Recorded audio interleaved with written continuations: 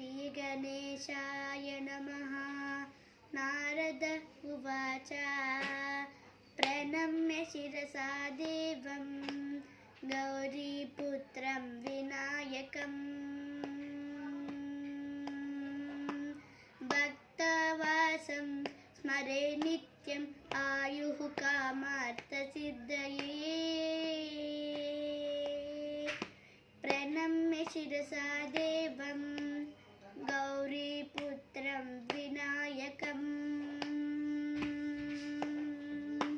भक्तवासं स्मरे नित्यम् आयुः कामार्थसिद्धये। प्रथमं वक्रतुण्डं च एकदन्तं द्वितीयकं तृतीयं कृष्णपिङ्गाक्षं गजवक्त्रं चतुर्थकं लम्बोदरं पञ्चमं च षष्ठं विकटमेव च। सप्तमं विघ्नराजेन्द्रं धूम्रवर्णं तथाष्टमम्। नवमं बालचन्द्रं च दशमं तु विनायकम्।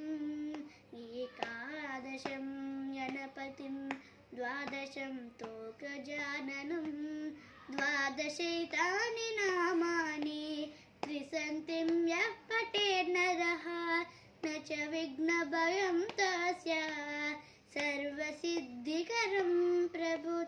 विद्यार्थे लभते विद्यां धनार्थे लभते धनं पुत्रार्थे लभते पुत्रां मोक्षार्थे लभते गतिं।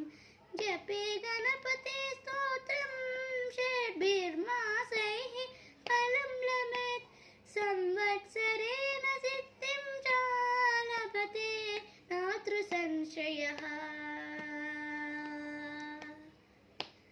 अष्टभ्यो ब्राह्मणेभ्यश्च लिखित्वाय समर्पते तस्य विद्या भवेत् सर्वा गणेशस्य प्रसादतः। इति श्रीनारदपुराणे संकष्टनाशनं नाम श्रीगणपतिस्तोत्रं सम्पूर्णम्।